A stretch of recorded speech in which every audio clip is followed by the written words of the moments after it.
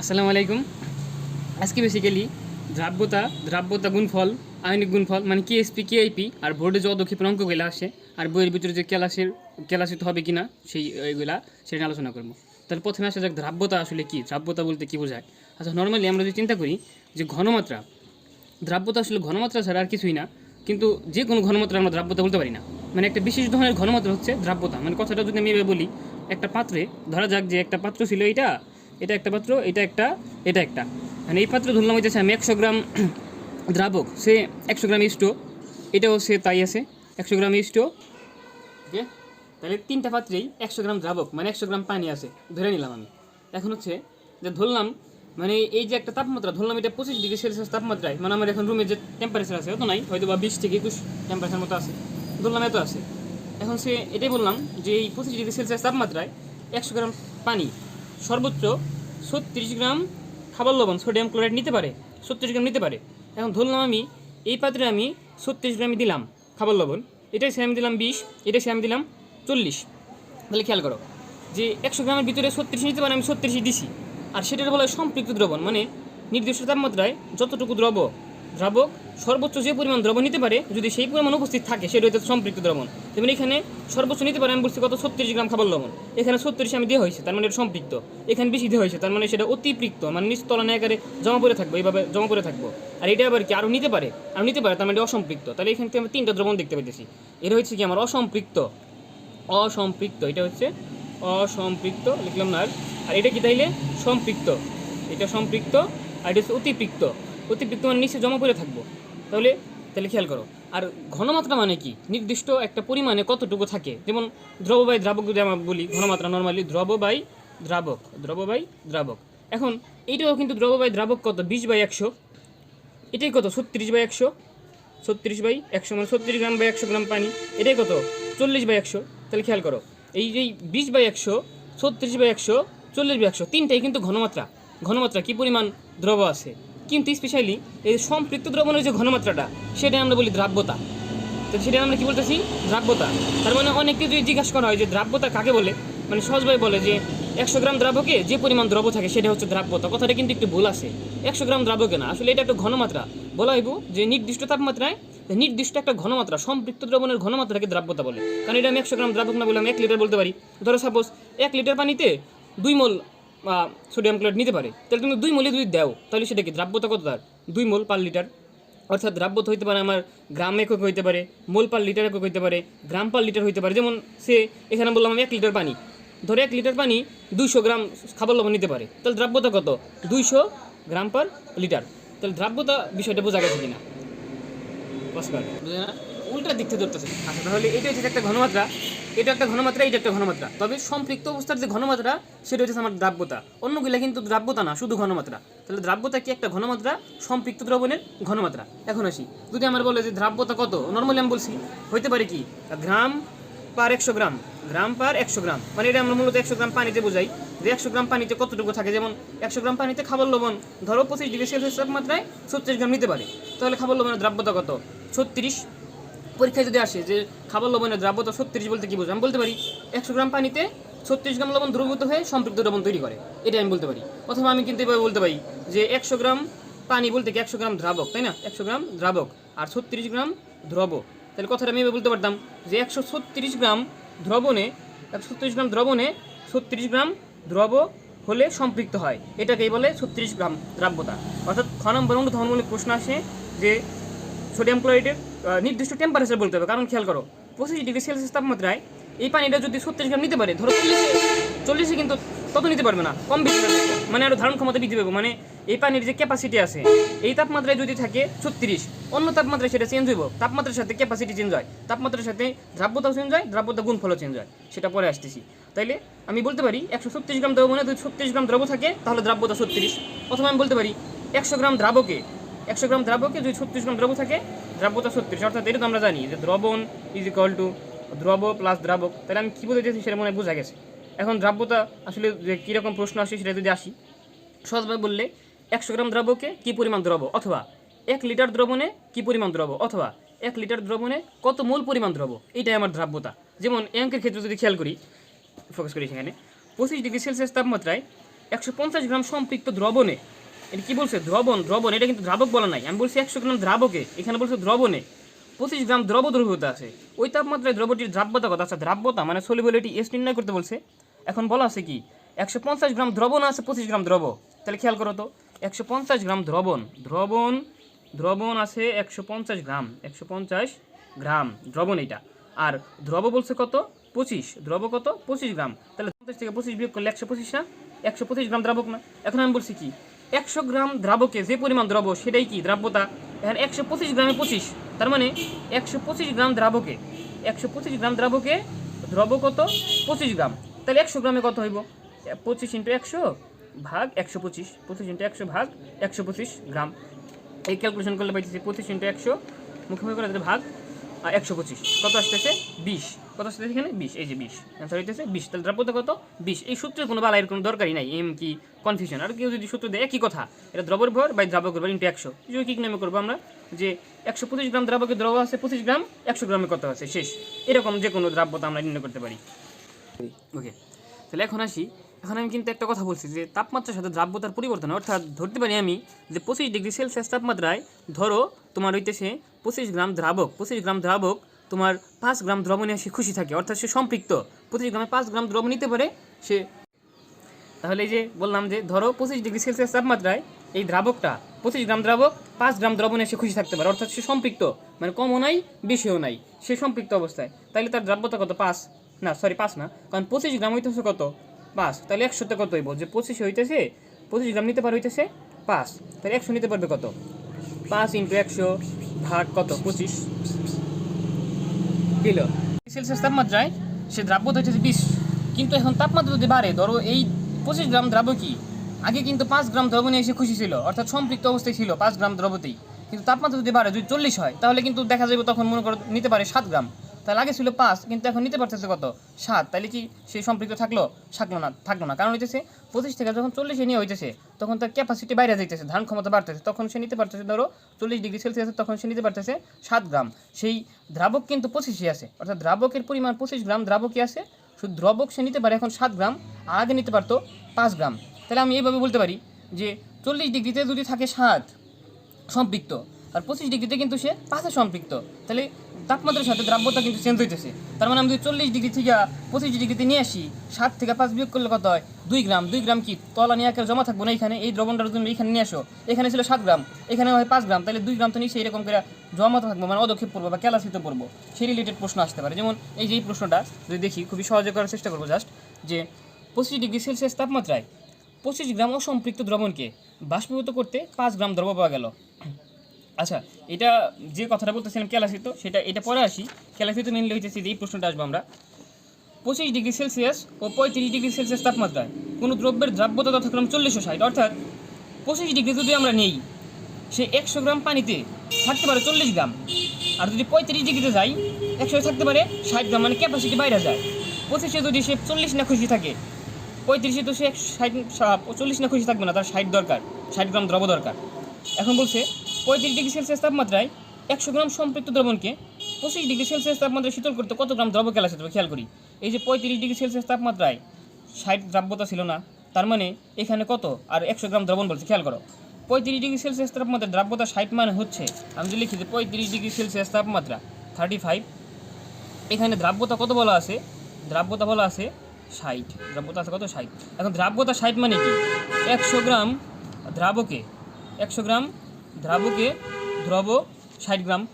এখন আমার এইখানে বলছে 100 গ্রাম সম্পৃক্ত দ্রবণ, এই যে দ্রবণ বলছে, তাহলে আমার কিন্তু দ্রাবক বলে নাই দ্রবণ আছে, খেয়াল করো তো 100 গ্রাম দ্রাবক আর দ্রব 60 গ্রাম, তাহলে দ্রবণ কত হবে 160 গ্রাম না, 160 গ্রাম দ্রবণ, 160 গ্রাম দ্রবণে মানে 100 গ্রাম দ্রাবকে দ্রব 60 গ্রাম, যে কথা 160 গ্রাম দ্রবণে দ্রব 60 গ্রাম একই কথা, তাহলে 160 গ্রামের দ্রবণে দ্রব আছে কত গ্রাম 60 গ্রাম, তাহলে এইখানে বলছে কত গ্রাম 100 গ্রাম, তাহলে 100 গ্রামে কত আছে 100 গ্রাম দ্রবণে দ্রব কত 60 ইন্টু 100 ভাগ হইতেছে 160। ওকে, তাহলে 100 গ্রাম দ্রবণে দ্রব কত 60.5 গ্রাম। এখন এই দ্রবণটারই মানে এই 35 ডিগ্রি সেলসিয়াস তাপমাত্রা একটা পাত্রে তোমার 100 গ্রাম দ্রবণ, অর্থাৎ 100 গ্রাম দ্রবণ, তার মানে দ্রব কত আছে 37.5 গ্রাম, 37.5 গ্রাম সেটা হচ্ছে কি দ্রব, আর 100 গ্রাম দ্রবণ। 100 গ্রাম দ্রবণে দ্রব আছে কত 62.5, আচ্ছা এত গ্রাম দ্রব, তাহলে দ্রাবক কত? এই যে দ্রব আর দ্রাবক দুইটা মিলে হচ্ছে 100 গ্রাম, তাহলে আমি যদি 100 থেকে 62.5 বিয়োগ করি তাহলে কত আসে? মুখে 22.5 গ্রাম দ্রাবক আছে এখানে, 22.5 গ্রাম দ্রাবক। এই কেস ছিল প্রথমে, এই যে 35 ডিগ্রি সেলসিয়াস তাপমাত্রা, এই কাহিনীগুলো আমি পাইলাম। 37.5 গ্রাম দ্রব, 22.5 গ্রাম দ্রাবক, এই যে 100 গ্রাম দ্রবণের ভিতরে এতটুকু থাকে। এখন বলছে সেটা যদি তাপমাত্রা কমায়া 25 ডিগ্রিতে নেওয়া হয়, মানে এখান থেকে তাপমাত্রা কমায় কততে নিবা? 25-এ। যদি 25 ডিগ্রিতে নেওয়া হয় তাহলে কি পরিমাণ দ্রব কেলাসিত হবে? মানে 35-এ ধারণ করতে পারতো 37, তাহলে তুমি যখন 25-এ নিছো তখন তো ধারণ ক্ষমতা কমে যাবো। ধর ধারণ ক্ষমতা হয়ে গেছে 20, ধারণ ক্ষমতা যদি 20 হয় তাহলে 17.5 কি নিচে জমা থাকবো না? তাহলে দেখতে হবে এখানে ধারণ ক্ষমতা কত। এখানে বলা আছে 25 ডিগ্রিতে বলা আছে 40 কি দ্রাব্যতা 40 না? তার মানে 25 ডিগ্রি সেলসিয়াস তাপমাত্রায় 100 গ্রাম দ্রাবকে দ্রব 40 গ্রাম, দ্রব কত 40 গ্রাম। তাহলে এই যে 62.5 গ্রাম দ্রাবক যদি আমি এখানে ঢালি এইটায়, তাহলে 62.5 গ্রাম দ্রাবকে দ্রব কত হবে? 40 ইন্টু 62.5 ডিভাইডেড বাই 100। এটা মুখে করা পারবি? 5 ইন্টু 40 ভাগ 100, তাহলে 25 গ্রাম কত আসতেছে? 25 গ্রাম দ্রব। তার মানে এই 25 ডিগ্রিতে যদি তুমি এটা নিয়ে আসো, এখানে থাকে পারে কত? আমি মুখে বলছিলাম 20, তবে গাণিতিকভাবে দেখলাম সেটা হতে পারে 25। তাহলে এখানে 25 নিতে পারে, তুমি দিচ্ছ 67.5, তাহলে বাকি কত? তাহলে কেলাসিত হবে কত? কেলাসিত হচ্ছে কত তোমার? 67.5 বিয়োগ 25, দ্যাট মিনস হচ্ছে 12 গ্রাম। তাই এটা একটু বড় করে করলাম, এত বড় করুন না, খুব সংক্ষেপে করি। খেয়াল করো যে 35 থেকে 25 আনছি না, যে 35 ডিগ্রি সেলসিয়াস হতে 25 ডিগ্রি সেলসিয়াস তাপমাত্রায় শীতল করলে, যদি আমরা এখানে শীতল করি, শীতল যদি করা হয় তাহলে খেয়াল করো 35 থেকে 25, 35-এর দ্রাব্যতা হচ্ছে 60, এখানে দ্রাব্যতা আছে কত 60, এখানে দ্রাব্যতা কত 40। তার মানে এইখানে বলতে পারি আমি 160 গ্রাম দ্রবণ হতে 160 গ্রাম দ্রবণ হতে, কারণ দ্রব 60 দ্রাবক 100, তাহলে দ্রবণ কত? 160 গ্রাম দ্রবণ হতে দ্রব কেলাসিত হয়। খেয়াল করো এখানে ছিল 60, এখানে ছিল 40, তাহলে 160 গ্রামের দ্রবণ কেলাসিত হতে 60 থেকে 40 বিয়োগ করো, কত হয়? 20 গ্রাম। কত গ্রাম? 20 গ্রাম। 160 গ্রাম দ্রবণে কেলাসিত হয় 20 গ্রাম। সুতরাং বলছো কত দ্রবণ? 100 গ্রামের দ্রবণ, 100 গ্রাম দ্রবণে কেলাসিত হয় 20 ইন্টু 100 ভাগ 160 গ্রাম। আলটিমেটলি সেই ওইটাই আসবে। এখানে কত? 160 12.5 গ্রাম, 12.5 গ্রাম অ্যান্সার। এটা কিন্তু আমরা সেই 12.5 বেশি একটু লং প্রসিডিং, এখানে আমরা নর্মালি ভাবে করতে পারি যে কত কেলাসিত হবে। এখন পজ কর।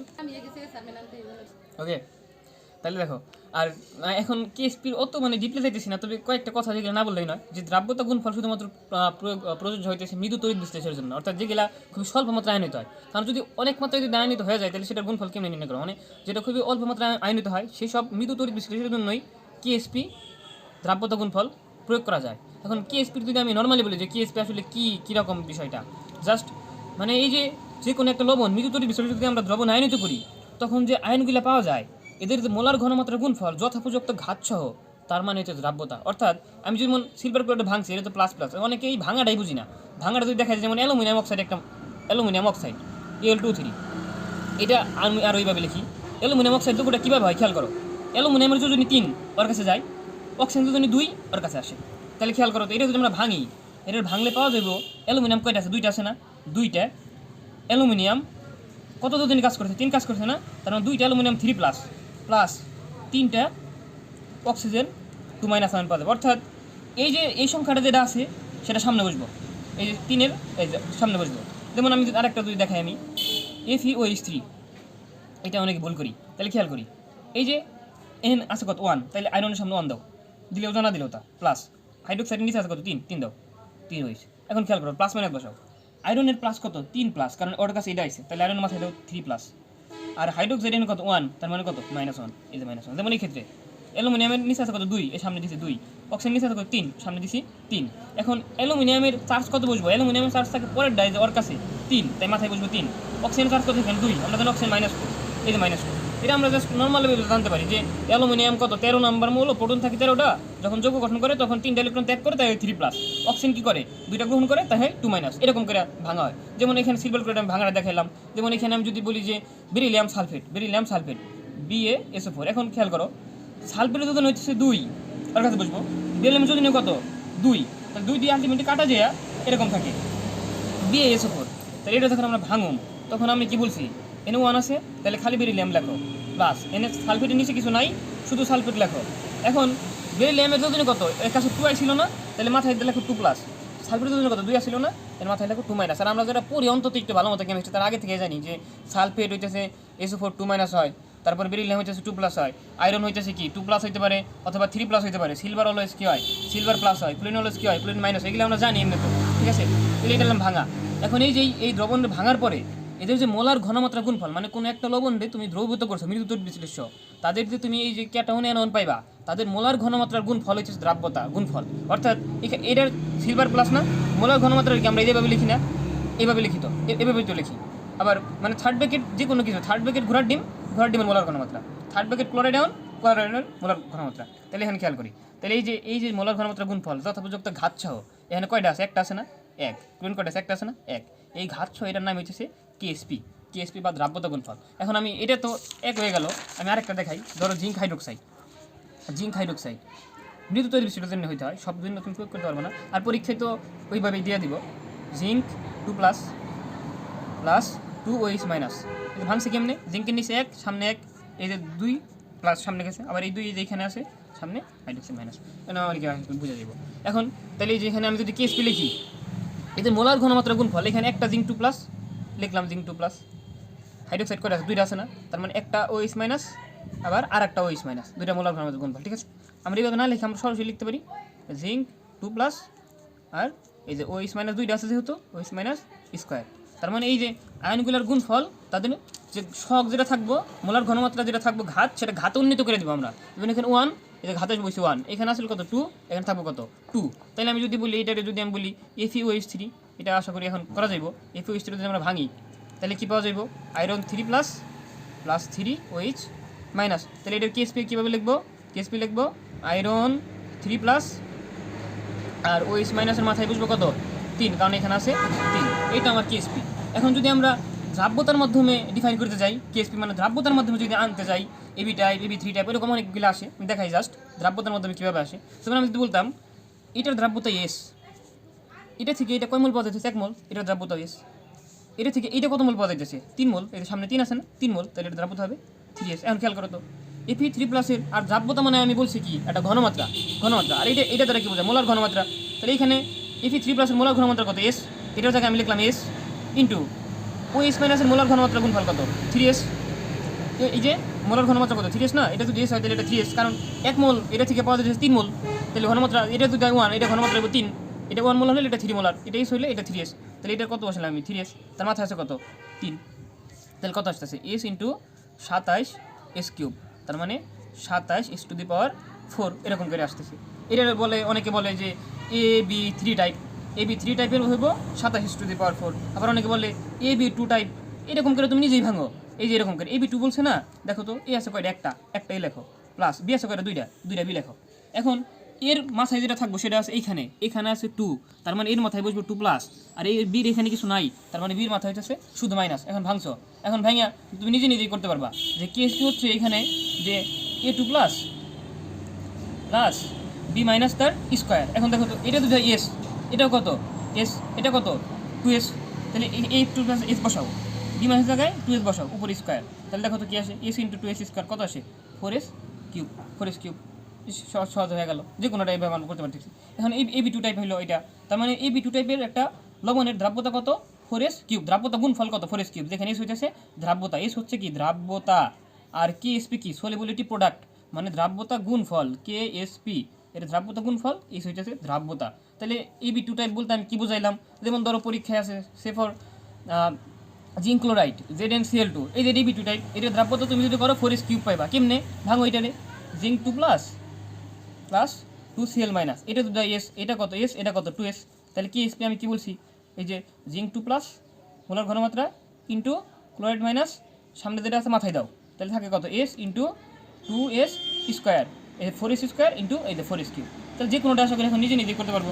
এটা 4S3 27S⁴। আবার তুমি যদি দেখো পাওয়ার 108 এস টু দি পাওয়ার 5, এটা নিজেই যে কোনোভাবে করতে পারো, কোনো সমস্যা নাই। আবার যেমন এই যে সিলভার ক্লোরাইড, এটা যেটা ছিল, এটা যদি হয় এস, এটাও কত এস, তাহলে এস ইন্টু এস কত হবে এটার গুণফল, এস স্কোয়ার হয়ে যাবে এটার দ্রাব্যতা, গুণফল এস স্কোয়ার, যেখানে এস হচ্ছে দ্রাব্যতা। রেডি?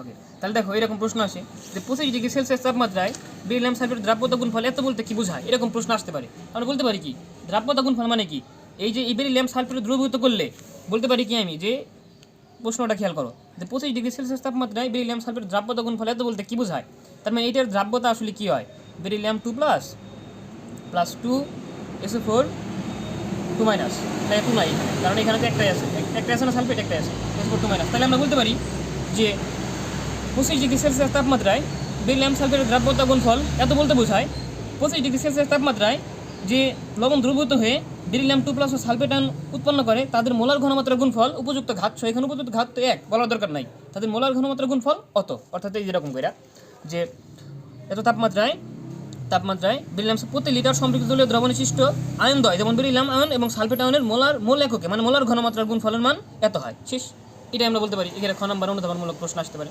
এত বলতে কি বোঝায়। এখন আসি এই কেএসপি আর কেআইপির ভিতরে আমাদের অনেক একটা কনফিউশন থাকে যে কেএসপি আর কেআইপি, খেয়াল করি কেএসপি হইতেছে সলিবিলিটি প্রোডাক্ট আর কেআইপি হইতেছে আয়নিক প্রোডাক্ট, অর্থাৎ দ্রাব্যতা গুণফল হইতেছে একটা দ্রবণের সম্পৃক্ত হওয়ার জন্য বা সম্পৃক্ত অবস্থায় যে আয়নগুলো থাকে তাদের মোলার ঘনমাত্রা গুণফল। আর কেআইপি হইতেছে তোমার সম্পৃক্ত থাক, অসম্পৃক্ত থাক, অতিপৃক্ত থাক, অর্থাৎ কম থাক, বেশি থাক, সমান থাক, যাই থাক, সেটাই তোমার আয়নিক গুণফল, আয়নগুলার মানে গুণফল। আমি যদি এইটার ইকুয়েশন লিখি, আমি কিন্তু কেএসপি আমি লিখুম যে মোলার ঘনমাত্রা গুণফল বেরিলিয়াম 2 প্লাস সালফেট মোলার ঘনমাত্রা গুণফল এটাও একই কিন্তু সেম। আর যদি আমি এখানে কেআইপি লিখি, কেআইপি, তাও কিন্তু আমি তাই লিখুম আয়নের মোলার ঘনমাত্রা গুণফল। তবে এখানে খেয়াল করো আয়নের মোলার, কিন্তু এখানে কিন্তু আগে যেমনি আমি এস দিয়ে লিখছি না, এটা এস লিখছি, এস লিখছি, এনে আমি লিখতে পারি এস ইন্টু এস স্কোয়ার, কিন্তু এনে আমি এস স্কোয়ার লিখতে পারবো না, কারণ এখানে এস হচ্ছে দ্রাব্যতা। আর আমি বলছি দ্রাব্যতা আমি তারই বলুম যেটা নাকি সম্পৃক্ত অবস্থার ঘনমাত্রা, কিন্তু আমি বলছি কি কেআইপি মানে আয়নের গুণফল। দ্রবণে কতটুকু আয়ন আছে তুমি কি জানো? দ্রবণে আয়ন তো সম্পৃক্ত থাকতে পারে, অসম্পৃক্ত থাকতে পারে, অথবা অতিপৃক্ত থাকতে পারে, মানে কম বেশি সমান থাকতে পারে। যখন যতটুকু কেএসপি মানে যতটুকু থাকতে পারে ততটুকু আছে, তখন তো সম্পৃক্ত। অর্থাৎ কেএসপি আর কেআইপি যদি সমান হয় কোনো কারণে, তখন তো সম্পৃক্ত, তখন তো তোমার কী হয়ে যায় সম্পৃক্ত দ্রবণ, তাহলে তো আর কোনো কথা নাই, তুমি এখানে এস স্কোয়ার লেখো, সমস্যা নাই। কিন্তু যদি বেশি হয় তখন কিন্তু এস স্কোয়ার লিখতে পারবা, কারণ তখন তো আর এখানে এস পরিমাণ নাই, কারণ সেখানে কিছুটা তলানি আকারে জমা পড়ছে, অর্থাৎ অতিপৃক্ত দ্রবণ হয়ে গেছে, তা তখন আর তুমি কেআইপি ইউজ করতে পারবা না। অর্থাৎ কেএসপি এটুক কিন্তু সেম, এই যে এই প্রথম পার্টটুকু এটুক কিন্তু সেম আসবো আয়নের মোলার ঘনমাত্রা গুণফল। অর্থাৎ আমি যখন এই কেআইপি বসাইতেছি তখন এটা উপস্থিত বেরিলিয়াম 2 প্লাসের মোলার ঘনমাত্রা, উপস্থিত সালফেট 2 মাইনাসের মোলার ঘনমাত্রা গুণফল, মানে উপস্থিত যে আয়নগুলা তাদের মোলার ঘনমাত্রা গুণফল। আর কেএসপি হইতেছে উপস্থিত অনুপস্থিত কথা না, ওইখানে সর্বোচ্চ কতটুকু থাকতে পারে তাদের মোলার ঘনমাত্রা গুণফল। এটা কি ছিল কেএসপি কে বেসিক ডিফারেন্স, মানে কেএসপি শুধুমাত্র সম্পৃক্ত দ্রবণের জন্য, আর কেআইপি সম্পৃক্ত অসম্পৃক্ত অতিপৃক্ত যে কোনো দ্রবণের জন্যই করা যায়। তাহলে আমি যদি বলি কেএসপি আর কেআইপি সমান হইলে কি সম্পৃক্ত, আর আমি যদি বলি কোনো কারণে তুমি দেখছো পরীক্ষা করে যে কেএসপি মানে এই মোলার ঘনমাত্রা গুণফল কেআইপির থেকে বেশি পাওয়া গেছে, উপস্থিতির থেকে বেশি, তাহলে খেয়াল করো উপস্থিত কম আর সম্পৃক্ত লাগে বেশি, তার মানে দ্রবণটা অবশ্যই অসম্পৃক্ত, কারণ উপস্থিত আছে কম, আর ধরো কেআইপি বেশি আছে। কেআইপি মানে আমি এভাবে চিন্তা করি যে উপস্থিত কতগুলো আছে, উপস্থিত সহজ কথা শেষ, তাহলে উপস্থিত আছে বেশি, তাইলে কি অতিপৃক্ত, শেষ অতিপৃক্ত, এভাবে আমরা ব্যাখ্যা দিতে পারি অতিপৃক্ত। ওকে, হ্যাঁ, তাহলে এখন যে কথাগুলো বললাম সেটা ভালো মতো বোঝার জন্য জাস্ট একটা অ্যাপ্লিকেশনে চলে আসি আমি, কারণ আমার তো আর পরীক্ষায় তো আমি দেখে কমো না যে এখানে কতটুকু সম্পৃক্ত তাদের ঘনমাত্রা গুণফল কত, এখানে এক্সপেরিমেন্ট করবো না, তোমার ম্যাথমেটিক বিষয়টা পারতে হবে। ম্যাথমেটিক্যাল করার জন্য এই যে আমি একটা প্রশ্ন নেই, যেটা সকল বোর্ড 18 সালে ছিল, কুমিল্লা বোর্ড 2016 সালে ছিল। তাহলে দেখো এটা বলা আছে কি প্রথম পাত্রে 50 মিলিলিটার এত মোলার জিঙ্ক সালফেট দ্রবণ। তাহলে খেয়াল করি মানে অঙ্ক পরীক্ষা কীভাবে করে আমি সেটাই দেখে দিচ্ছি, একবার ইজিলি করা যায়। 50 মিলিলিটার এত মোলার জিঙ্ক সালফেট দ্রবণ, তাহলে এই পাত্রে কী আছে, জিঙ্ক সালফেট আছে, zinc sulphate SnZnSO4 zinc sulphate দ্রবণ আছে 50 মিলিলিটার, কত 50 মিলিলিটার, কত মোলার 6 × 10⁻⁴, 6 × 10⁻⁴ মোলার, এত মোলার আছে, এত মোলার জিঙ্ক সালফেট দ্রবণ আছে। এবং দ্বিতীয় পাত্রে 40 মিলিলিটার এত মোলার, এত থেকে আসা দ্বিতীয় পাত্রে 40 মিলিলিটার এত মোলার সোডিয়াম হাইড্রোক্সাইড দ্রবণ, সোডিয়াম হাইড্রোক্সাইড কত মিলিলিটার আছে, 40 মিলিলিটার, কত মোলার 0.05 মোলার। এখন খেয়াল করো দ্রবণ আছে, এখন বলছে প্রথম পাত্রের যৌগের দ্রাব্যতা গুণফল নির্ণয় করো। 5 নম্বর প্রশ্ন, প্রথম পাত্রের এটার যৌগের দ্রাব্যতা গুণফল, মানে এটার দ্রাব্যতা গুণফল চাইছে, কেএসপি চাইছে, এখানে এই যে ঘনমাত্রা দিয়েছে না, এস দিয়েছে না, তুমি জানো কি জিঙ্ক সালফেট তুমি ভাঙো, অনেকেই বুঝতেছে এটা হচ্ছে এবি টাইপ যৌগ, এবি টাইপ যৌগের দ্রাব্যতা এস স্কোয়ার। হ্যাঁ, তুমি এভাবে ভাঙো, zinc sulphate zinc 2 plus plus SO4 2 minus, এটা যদি হয় এস, এটা কত এস, এটা কত এস, তাহলে কেএসপি আমি কি বলছিলাম, দ্রাব্যতা গুণফল, এই যে মোলার ঘনমাত্রা গুণফল SO4 2 মাইনাস, তাহলে এটা কত আছে এস, এটা কত আছে এস, এস ইন্টু এস কত এস স্কোয়ার, এস এর মান বসাও 6 × 10⁻⁻⁴ 10⁻⁻⁴ স্কোয়ার, ক্যালকুলেশন করলে কত আসে এখানে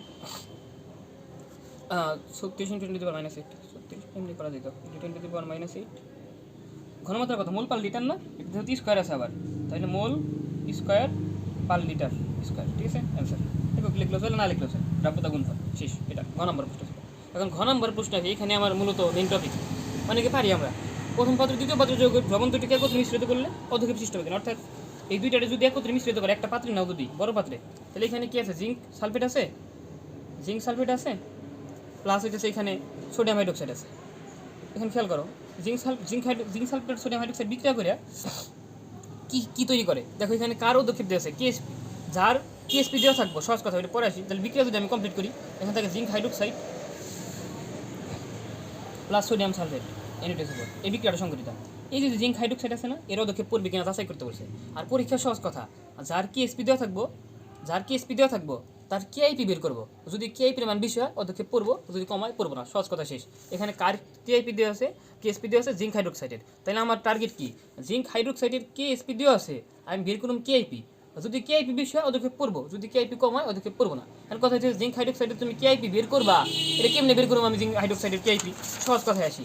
এই যে জিঙ্ক হাইড্রোক্সাইড আমি বলছিলাম কি কেআইপি মানে কিছুই না, আয়নগুলার মোলার ঘনমাত্রার গুণফল। তাহলে আমি যদি এটা ভাঙি কি পাওয়া যায়, জিঙ্ক 2 প্লাস প্লাস দুইটা OH মাইনাস। তাহলে খেয়াল করো তো, এটা যদি আমি কেআইপি লিখি, কেআইপি কি জিঙ্কের মোলার ঘনমাত্রার গুণফল ইন্টু হাইড্রোক্সাইডের মোলার ঘনমাত্রার গুণফল স্কোয়ার দিতে হইব, তাই তো, এটাই তো কাজ।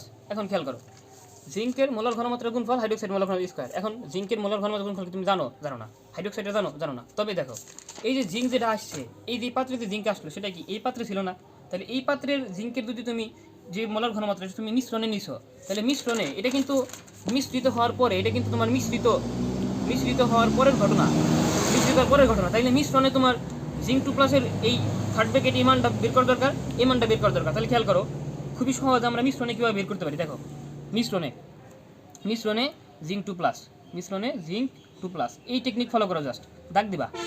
এখন দুইটা মিলে এই পাত্রে কি বলা আছে 100 মিলিলিটার 40 মিলি, কিন্তু বলা নাই, তাহলে আয়তন কত হইব, এই দুইটা ঢাললে এই দুইটার যোগফল 50 আর 40 কত 90, 50 আর 40 কত 90, তাহলে টোটাল আয়তন কত 90। আর এই পাত্রে ছিল কত 50, 6 × 10⁻⁴, 50 × 6 × 10⁻⁴।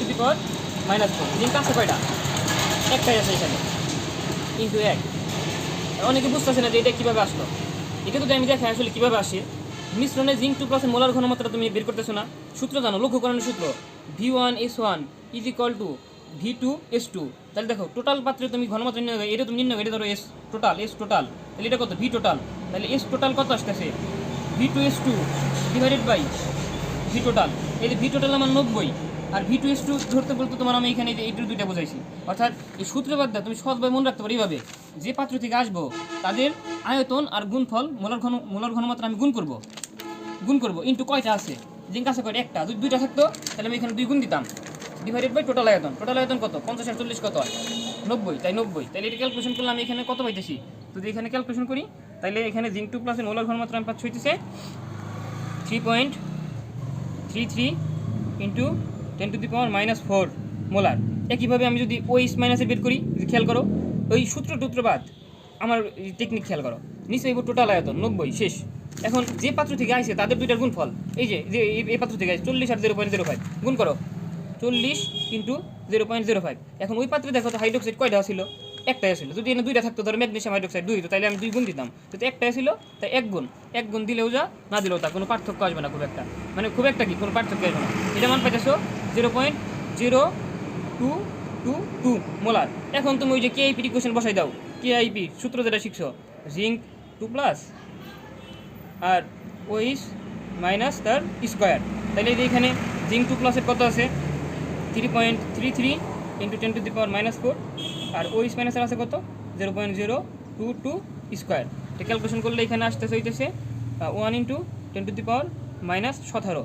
তাহলে এখানে কেআইপি পাইছি 10⁻⁻17 আর কেএসপি প্রশ্ন দেওয়া ছিল আমার হচ্ছে কত 10⁻⁻17। তার মানে এটাও তাই আসছে, অর্থাৎ কেএসপি আর কেআইপি এখানে কি আইছে সমান, তার মানে দ্রবণটা কি আসলে সম্পৃক্ত দ্রবণ। তাহলে এখানে কত কি পড়বো, যেহেতু এখানে কি আইছে একবারে সমান আইছে। আচ্ছা সরি, এখানে ইকুয়েশন ভুল হয়েছে, এখানে আসবে হইতেছে মান যদি বের করি 1.64 ইন্টু 10⁻⁻7 আসবে। এটা ক্যালকুলেশন করি তাহলে আচ্ছা দেখি ক্যালকুলেশন করি 3.33 ইন্টু 10⁻⁻4 ইন্টু 0.0222 স্কোয়ার। হ্যাঁ তাহলে এটা আসবে 1.64 ইন্টু 10⁻⁻7। তাহলে খেয়াল করো এখানে 10⁻�7 আর কেএসপি আছে হইতেছে 10⁻⁻ কত 17। তাহলে 10⁻⁻17 থেকে 10⁻⁻7 বড়, তার মানে কেআইপি হইতেছে কেএসপির থেকে বড়, তার মানে অদক্ষেপ কী হইব অদক্ষেপ পড়বো যেহেতু বড়। অর্থাৎ যে কোনো অঙ্ক যদি আমার থাকে এরকম, যেমন এই যে পরের প্রশ্নটা এইটাই, এই যে অদক্ষেপ পড়বে কিনা আমি জাস্ট কী করবো এমআইটি এর কেআইপি বের করবো একইভাবে, এইভাবে ঘনমাত্রা বের করে কেআইপি বের করুন। কেআইপি বের করে যদি দেখি যে কেএসপির যে মান দেওয়া আছে, যে প্রশ্নে যে কেএসপি দেওয়া আছে 10⁻⁻8, এটার যদি আমি কেআইপি বের করি তখন আসবে হচ্ছে এখানে অ্যান্সার কত, এই যে এখানে খেয়াল করি 4.10⁻⁸, এই যে 4.8 এখানে 1.85, যেহেতু এটা বেশি তার মানে এখানে কি পদক্ষেপ পড়বে, এতটুকু অ্যান্সার জাস্ট। মানে যে কোনো প্রশ্ন আমি করতে পারবো, এগুলাই বোর্ডে আসে। তাছাড়া আর কিছু প্রশ্ন আছে যে এইখানে এক্সট্রা লেভেলে এখানে দেওয়া আছে, এগুলো যদি কেউ না বুঝো বললে আমি তাহলে এই দেখো মানে এটা জাস্ট মানে কোনো বিক্রিয়া টিক্রিয়া লেখার দরকার নাই, জাস্ট সংক্ষেপ আমি করে ফেলতে পারি। যেমন সিপাত্রে এমআইটির পদক্ষেপ পড়বে কিনা দেখো, এমআইটির কেএসপি দেওয়া আছে, এই যে এমআইটির কেএসপি দেওয়া আছে না, তাহলে কী বের করা লাগবে কেআইপি, শুরু করেছিস তুই, তাহলে এমআইটির কী বের করবো কেআইপি, তাহলে MY2 জাস্ট এতটুকু আমি ভাঙি, এম আছে কয়টা এখানে একটা, শুধু এম লিখলাম, প্লাস ওয়াই আছে কয়টা দুইটা, ওয়াই লিখলাম। এখন এম এর যোজনী কত 2 না, তাহলে মাথায় দাও 2 প্লাস, ওয়াই এর যোজনী কত 1, মাথায় দাও ওয়াই মাইনাস। এখন খেয়াল করো তাহলে তোমার কেআইপি কে আসতেছে, মানে এত কিছু বোঝার দরকার নাই, জাস্ট কেআইপি কে আসতেছে M2 প্লাস আর ওয়াই মাইনাস তার স্কোয়ার না, তার মানে কি M2 প্লাস আর ওয়াই মাইনাস বের করা লাগবো। এখন আমি কি বলছি M2 প্লাস বের করার জন্য মিশ্রণে তাকাইবা, ওয়াই মাইনাস বের করার জন্য মিশ্রণে তাকাইবা। তাহলে আমি যখন মিশ্রণে M2 প্লাস বের করুম, যেহেতু মোট মিশ্রণে, আর আমরা এমনও জানি যে ঘনমাত্রা এস ইকুয়াল টু কি N বাই ভি না, ভি কি মোট আয়তন, এন কি মোট মোল সংখ্যা। তাহলে এখানে মোট আয়তন কত খেয়াল করো, এটা হচ্ছে কত মিলিলিটার 15 মিলিলিটার, আর এটা কত দেওয়া আছে এই যে এখানে খেয়াল করো এটা 10 মিলিলিটার আর এটা 15 মিলিলিটার, এই পাত্রে মিশ্রিত করে, তাহলে 15 আর 10 কত 25, তাহলে এই যে ভির মান কত 25 মিলিলিটার। আর মোল সংখ্যা কত, মোল সংখ্যা N ইকুয়াল টু ভিএস আমরা জানি কিনা, মানে দুইটা গুণ করলে মোল সংখ্যা পাওয়া যায়, এই জন্য আমি সহজভাবে বলছি এই দুটো গুণ করে দাও। এম কোন পাত্রে আছে এই পাত্রে দেখো তো এম কয়টা আছে একটা, 15 ইন্টু 5 ইন্টু 10⁻⁻5, এই যে 15 এস এর মান আর ভির মান আর এস এর মান দিয়ে আছে 5 ইন্টু 10⁻⁻5 ইন্টু 10⁻⁻5 আছে কয়টা এম একটা শেষ। তাহলে এখানে M2 প্লাসের ঘনমাত্রা আমরা পাইতেছি কত 15 into 5 into 10⁻⁻5 divided by 25, 3 into 10⁻⁻5 molar. তাহলে একইভাবে আর কি লাগে ওয়াই মাইনাসের মোলার ঘনমাত্রা বের করো, ওয়াই মাইনাস বের করার জন্য কি নিচে টোটাল আয়তন লেখো 25। এখন এই পাত্রের দিকে আসো, এই পাত্রে দেখো ওয়াই আছে কয়টা একটা 10 মিলিলিটার 0.1, তাহলে একটা আছে ইন্টু 10 ইন্টু 0.1, তাহলে মোলার ঘনমাত্রা কত আসতেছে 10 ইন্টু 0.1 ডিভাইডেড বাই 25, এটা আসতেছে 0.04। এই মান এখানে বসাও, M2 প্লাসের জায়গায় 3 ইন্টু 10⁻⁻5 আর ওয়াইয়ের জায়গায় কত 0.04 স্কোয়ার, 0.04 স্কোয়ার 4.8 ইন্টু 10⁻⁸, 4.8 ইন্টু 10⁻⁸, আর এখানে আছে কত কেএসপিতে আছে কত 1.85 ইন্টু 10⁻8, 10⁻8 এখানেও আছে, কিন্তু এখানে 1.85 এখানে 4.8, তার মানে কেআইপির মান বেশি আছে, দ্যাট মিনস পদক্ষেপ করবে। তাহলে আমরা এসে এভাবে করতে পারি জাস্ট এতটুকু, এই যে M2 প্লাসের ঘনমাত্রা মানে যেটার কেএসপি দেওয়া থাকবো আমি সেটা কেআইপি বের করব, কী করা লাগবে এটা মূলক ঘনমাত্রা, এটার মূলক ঘনমাত্রা, তারপরে এখানে বসাইলেই হয়ে গেল শেষ। তাহলে এখন